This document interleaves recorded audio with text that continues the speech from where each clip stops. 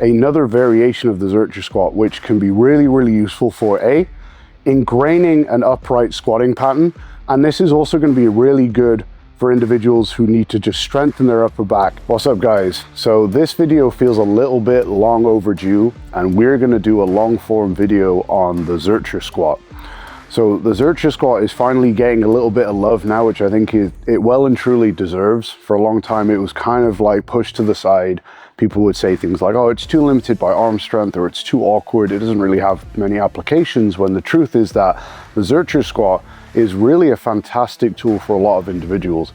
And it's going to be the most approachable anterior loaded squat for the vast majority of the lifting population, which is important because doing an anterior loaded squat is going to be very important for most of us to get well-rounded development. And what I mean by that is, if we take the traditional individual who's just doing back squat and deadlift, by putting the load on the posterior side of the body for the back squat, the main thing that we're getting is more hip flexion and more glute work, which is great.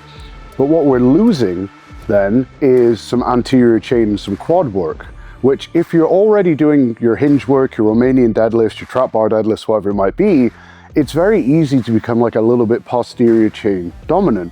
That's especially true now if your legs are on the longer side. And the anterior sided squats as well are going to be easier to hit depth on, and they're going to do a better job of teaching you how to squat in a more upright manner. So if you're a beginner or maybe an early intermediate who hasn't really ingrained great squatting technique, anterior loaded squatting is also going to be good for that reason too.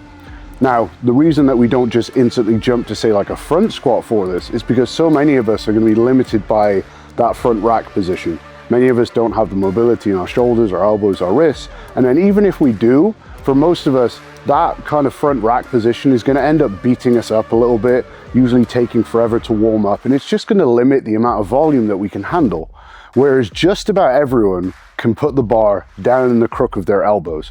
Now, there's going to be a couple of issues that come up there in general, which we'll cover very shortly, but for the vast majority of individuals, the Zercher squat is going to be the most approachable anterior loaded squat for teaching you how to squat in an upright manner, give you some really good core and upper back development, and give you a more quad dominant squat, which, as we said, for the average lifter is probably going to be more important compared to back squatting. The biggest issue that comes up when we start talking about Zercher squat is it being uncomfortable, which is usually not necessary, okay? And the main reason that this happens is because when we say the crook of the elbow, people instantly think that the bar then needs to rest right here, right in that divot there, the elbow joint. But the problem is we have a bicep tendon there. So then you're going to be putting the load directly on top of that bicep tendon, and then obviously that's going to be very uncomfortable. In reality, what we're looking at when we do a Zercher squat is to place the bar just in front of that bicep tendon. So if you feel on your elbow where that bicep tendon kind of disappears down into your forearm, that point there is where we're looking to rest the bar. That's going to be our rack position. Now, the reason people try to put it right up close is because they're worried that, like, if I put the bar too far down here, it's going to make my arm unfold, right? But in reality, this is going to put very, very little, if almost no pressure on the bicep, because by the time we unrack it, if we have our arms like so, the bar being rested here, this is such a short lever that the strain on the biceps is really minimal. And, you know, a nice added benefit of doing Zercher squats is that we actually get to load the biceps a little bit here. So we get to train arms whilst we're training legs, which is kind of nice, right? So when we're unracking it, what we want to do is just have it just in front of the crook of the elbow there, where that tendon disappears. And now we've got this forearm musculature here that's way more pliable and way softer that we can rest the bar on. Now, for those of you that have kind of bigger forearms, you might even find it better again if you twist your hands this way and put this here up on the top and then the bar rests on there. Play around with it a little bit. Some people are going to be better with a fully supinated grip, some kind of semi-pronated there. Now, when we do that, when we walk out, we might be here or we might be here, it doesn't really matter, but we do have two different options here. If we want to stress the upper back more, we're going to purposely have the hands separated. This is going to create a slightly less stable upper back position, which means it's going to get stressed a little bit more. The downside of that then, of course, is that we can't move quite as much weight, which will mean that the legs don't get worked quite as much. So if you're doing the Zercher squats and you want to emphasize the leg development or the absolute load side of it even more, that is where you'll bring your hands together and then pull in harder there, because this, you can kind of feed off each other, each hand there, and pull in considerably harder than you can when they're separate. So if you do it like that, of course there's going to be a little bit of discomfort when you start. Same thing happens when you put a bar on your back for the first time, right? You do get used to it. If you're very, very strong and these loads are very heavy, or let's just say like your willpower is maybe a bit lower than it should be, using an axle bar will help reduce the stress here, because it will spread that load over more area. Or you can even just get a pair of elbow sleeves or even knee sleeves and oversize and just slide them on. Even a hoodie can do a decent job here. What I would not do would be to put those big foam pads on there, because A, they're going to move around, which is a pain in the ass, and B, they're thick enough that they shift the balance point out in front of you and make it considerably more unstable. So if we've got that foam pad on here, the bar is sitting like say half an inch away from you, that makes it way less stable than if we can pull it in and keep it nice and close. So hopefully that's some of the forearm discomfort worked around. Now the other problem that people have with it is that they feel like they're limited by arm strength. But I mean, we can look at people like Tom Haviland, who's Zercher squatting in the 800s. I mean, I've watched my wife Zercher squat nearly triple bodyweight raw, and she doesn't even train arms, right? The main reason people feel this is because they are actually trying to hold the bar with their arms. I know that sounds a bit stupid, but let me just explain. When we go into this Zercher squat position, the goal is to let the elbows hang down next to the body in their kind of natural position. Like if my arms were straight right now and my arms were just hanging under gravity, I want to mimic that with the upper arm here. So the goal is to keep the shoulders down low, nice and wide, and then the elbows down close to the midline of the body. A lot of the time people, when they do Zercher squats, they end up here. Well, first off, that's going to put a load of pressure on the traps. There's only so much weight we can hold up here, and also then it isn't almost entirely supported in your arms. So then of course your arms are going to be what gives. But instead, once you unrack it, I understand the tendency there. It feels heavy and you want to kind of clutch it in. The goal is to try and relax into it, bring the shoulders down and wide, and let these elbows come in to there. And now I've got a stable position where it's partly on my forearms, partly on my diaphragm and my stomach, but there's absolutely no pressure on my arms there at all. And then the last thing that we can look at then with the front rack position is just kind of the width of your arms on the bar. Because when people are often looking at their own Zercher squats, they're kind of critiquing themselves, saying like, oh man, my upper back is rounded. But the reality is here, you're never going to be in a retracted position when you do an anterior loaded squat like this. It would be the same with a front squat. If I was here in the front rack position, I can't get into a retracted position unless the bar is an inch into my throat. Okay, it's going to be the same thing here. When the bar is in the front line of our body here, we're not going to be back here. And again, unless you've got it sunk like an inch into your diaphragm. So there's going to be kind of a natural slight rounding of the upper back and the thoracic spine. And that's totally fine. That's actually one of the reasons why the upper back gets worked so well here when we do these types of squatting movements. But trying to work against that and try and pull into that retracted position whilst we're doing them is just trying to force you into a position that's going to be unstable and completely undoable, should we say. So when we come here, I want my elbows to be wide enough that they can sit by the side of my body. I do not want them out here, because then when I go down into my squat, I'm probably going to end up with my elbows hitting my legs. I want them narrow enough that they're not going to be impeded by my legs, but not so wide that I can't hug them into my side like this. And again, that gives us the option to bring the hands together, should we wish, or to have them separate, depending on what we want to stress in the movement more there. So let's try and put that all together now and just look at how we actually execute and set up for the Zercher squat. Okay, so we're going to feet under the bar. Elbows are going to be kind of like just directly below your shoulders. If your waistline is a little bit bigger, you're going to need to go a little bit wider, but whatever allows you to get kind of that snug position in at the side of your ribs there. So then when we walk it out, things that we're going to be thinking about here are the shoulders are going to be down low and wide. The elbows are going to be as low to the body as possible. Okay, whatever your squat stance is, that's totally fine here. Now, as you go down, another problem that we see is as people go down, they try to pull the bar in here because they're worried about it going out here in front. The problem with that is you're never going to be able to maintain that. As long as the upper arm stays around about vertical, then we're in a good position. The bar can stay over the midfoot. So from here, as I squat down, I'm not actively pulling it in harder. I'm just focusing on keeping that upper arm kind of vertical. So then when I do get to the bottom, there is a little bit of a gap now between my upper arm and my ribs and my side. If I try to do this and pull this in right now, A, that's very uncomfortable, but B, now if there's really any weight on that at all, it would just swing straight back out.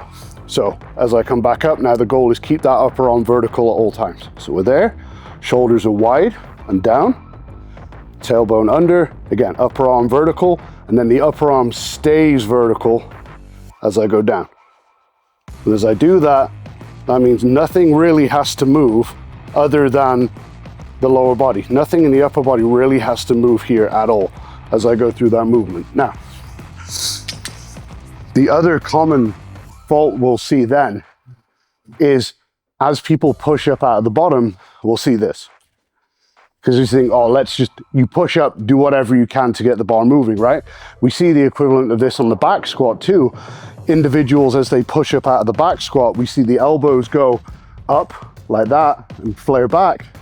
And that actually pushes the bar up the upper back and pushes them forward in space. So as you are doing your Zercher squats, and we want to avoid that, what you're going to do instead now is keep the shoulders down low.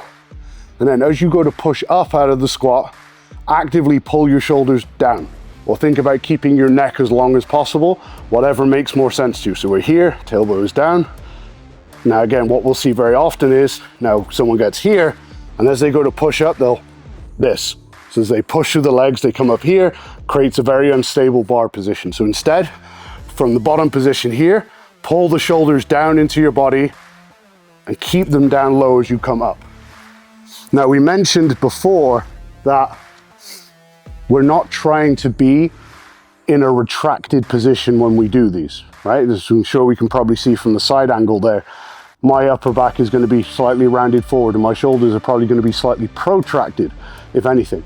And this is where you're going to have to change your, should we say, your approach to setting your upper back. Now, instead of focusing on a lot of retraction, like you would with a back squat or maybe a bench press, instead focus on spreading your shoulders as wide as you can and trying to find that very slightly protracted position where you can feel your serratus and pull down on there. So if this is me just stood normally now, if I go to the widest possible position with my shoulders possible, that's there. And then from there, we're just going to go slightly forward. In this position now, I can actually use my serratus to pull the shoulder down onto the front of my rib cage. Now I've got a nice stable base to work from there. So then at no point am I trying to go back here. Instead, all I'm doing is anchoring and pulling down through serratus to really lock in my shoulder down into my rib and into my hip. Okay, so that's the basic version of the Zercher squat, which is absolutely fantastic and you should do more of. For most, we can probably aim to get our Zercher squat to around 60-70% of their back squat. Some people are going to be a little bit higher. It's actually not that uncommon to get individuals Zercher squatting more than they can front squat either. So if that's you, that's not that uncommon. So what I want to show you now is another variation of the Zercher squat, which can be really, really useful for ingraining an upright squatting pattern, especially if you're an individual who has a tendency to like collapse forward with their chest and their upper back as they come out of the squat or even on the way down. And this is also going to be really good for individuals who need to just strengthen their upper back and also their quads, because this is going to allow us to achieve a more upright posture, because we're going to use a forward band now on this Zercher squat variation. So the way I've set this up here is just in the rack, got a little mini band on either side, set up like so. So what happens is now when we walk this out, that band is going to be actively being pulled forward away from me, which means I can almost treat it kind of like a sissy squat, where I can lean back a little bit against the band tension. Because I've got a forward vector there, I can squat down super upright. So for those of you who are in like a home gym and you haven't got a leg extension or a hack squat or a sissy squat or anything like that, you can use a forward banded squat. It doesn't have to be Zercher to create a much more upright squat, which can isolate the quads way better and create that sissy squat style pattern. So what that's going to look like now is, hopefully the bar doesn't fly away, is here. So now I'm walking it out. So As you can see in the start position now, I'm kind of already leant back because I've obviously got the bar tension pulling me forward, but we're going to go through the exact same process that we just talked about. So I'm going to keep the upper arms and the elbows low relative to the body. The shoulders are going to stay down, the neck stays long. And from that position, now when I squat down, because I've got that forward band pulling me, I can stay really upright. Again, I'm not trying to pull the upper arm back behind me, keeping the upper arm vertical. And now I can sit down in this really upright, quad dominant squat pattern. Okay, so not only is this going to be working my quads considerably more, but now because I've got that forward band pulling me forward at all times in this rack position, your upper back is getting tested really, really intensely throughout this. So like I said, if you're someone who has their upper back tend to round forward in their squat or loses their upper back when they're deadlifting, this is going to be a really, really good variation for you to work on that.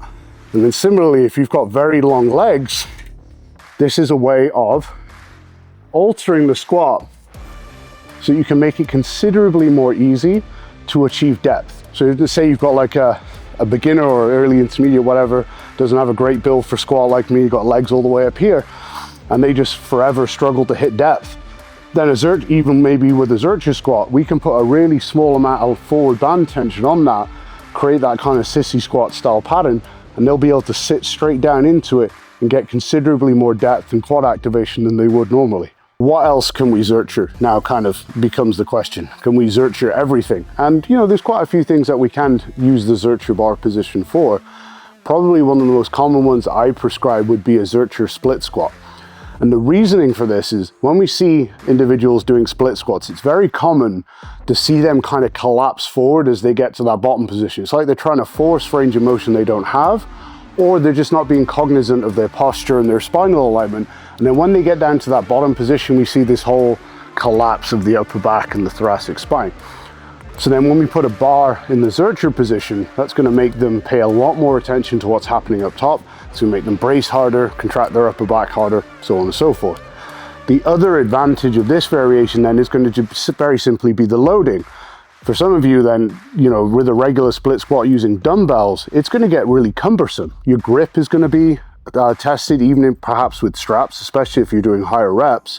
And then the actual size of the dumbbells can become a problem there, where they're kind of like leaning against your legs and they're awkward and so on and so forth.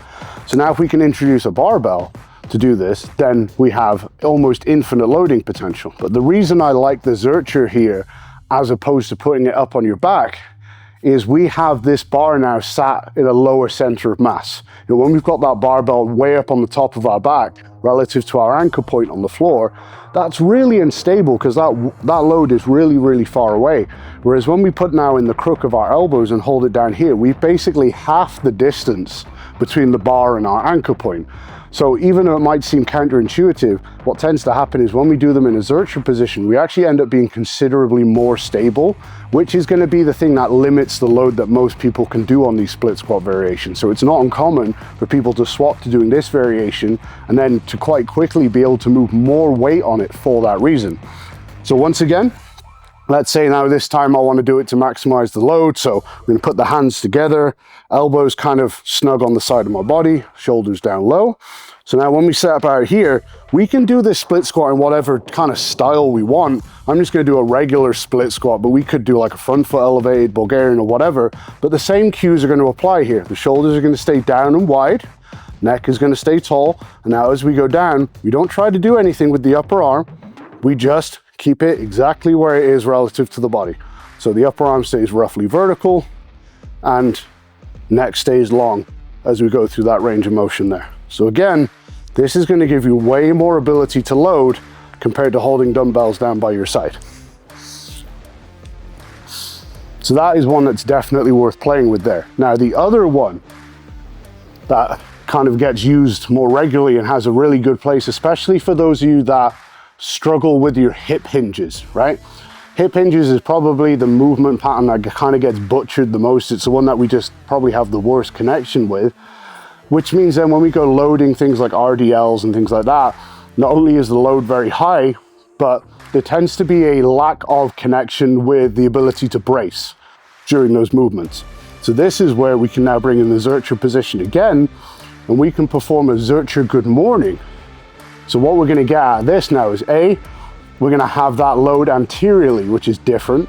It's gonna be right on our core. It's gonna make us brace considerably harder. And because it's being held in the crook of the elbows, we're gonna instantly have to set that upper back considerably better. So again, if you're someone who struggles with rounding over a lot, whether it's in the lumbar spine or the thoracic spine during the hip hinges, this can be a really good variation to teach you how to create the necessary stiffness and rigidity in your torso whilst you go through a hip hinging pattern that allows you to hip hinge well. Now, like if you're in your off season as well and you need to work your posterior chain, but you don't want to be doing like good morning variations that are very taxing because of the high loads, or perhaps you want to put a little bit less shear stress on the spine, this is going to be a great option for you as well. So what we're going to do here instead is, now I'm going to walk out, I'm going to use what would be my conventional deadlift stance just for ease. And now from this position, the knee is going to be soft. And then again, as I hinge now, I'm not actually trying to move my upper arm at all. So again, the biggest problem we see here is as people go through this, they try to do this. And as you see, if I pull that in, the bar rolls and goes down. So that's why they end up losing it. So instead, allow the upper arm to just hang and be vertical as you go through the hinge. Not only will you get more range of motion, the bar will be more stable and you'll be able to move more load. There, and back up. So because the bar is in this position being supported by my arms and my upper back, instantly I have to work hard on resisting the bar pulling my shoulders even further forward. Because if I go here, again, I can feel that considerably there. That's going to make everything else considerably harder. Whereas if I lose that positioning with like an RDL, there's a lot you can get away with on an RDL that, for example, you absolutely cannot here. So we're there. And as we hinge, upper arm stays still, pull down the shoulder onto your serratus and the front of your rib cage. And there's no reason that you wouldn't be able to get considerable range of motion on this, or the same range of motion that you wouldn't with a traditional RDL or stiff leg deadlift or anything like that. So the last variation that we're gonna go over now is not a squat, it's not a hinge, but Noah said he wants a bigger upper back. So we're going over this one because it's important, right? This is the Zercher Shrug. Now this can be a pretty good variation because it eliminates the ability to cheat and use anything else, right? So we're gonna stand up tall, and I'll show you now, with the bar in the Zercher position. For those of you who might be limited by grip or have a tendency to kind of shrug and pull with your biceps, which is super common, right? You're going through your heavy shrugs and we see that elbow bend and tension go into the bicep. Not only is that taking tension off your traps, but it's also giving you a pretty high liability there for getting something like a bicep strain. We can eliminate all of that by putting the bar in the Zercher position, okay? So we're here. And then once again, we've been talking about keeping the neck long this whole time. Now we're gonna go for the opposite, right? So the arms are gonna start pointed straight down, and then from that position, we're simply gonna shrug up as high as we can, shortening the neck, and then bring it down as low as we can. So not only can we generally get pretty good range of motion with this lift, but now we're gonna eliminate a lot of the factors where that can kind of come in and take the load off the traps whilst we do these. And then for those of you who like to train arms, which isn't me as you can tell, then you also get to kind of load your biceps a little bit at the same time. So it's like pretty much the perfect bro lift. Like if you're going out on a Friday night or whatever and you need a cool pump before you go out, this would be a pretty good one to do if you could only do one lift, right? So you're gonna pump up your traps and your shoulders, you're gonna pump up your biceps, and then you go out and look jacked. So this variation is also worth playing around with, even if it's just for a little bit of novelty, because let's be realistic, like we all want big traps, but shrugs are really boring. There's only so many ways that you can do this and make it exciting. So this can just be another tool that you can put in your arsenal to help keep it a bit more interesting. So what I hope that you're kind of getting to grips with now is that the Zercher bar position is a lot more versatile than people think. The Zercher squat in of itself is a fantastic squat and probably should be more widely used, but there are also plenty of other things that we can do with the Zercher bar position that have really, really good carryover and really good applicability for a lot of lifters. And this is before we've even gone into Zercher carries and those types of things. So go give them a go in your programming and see what happens.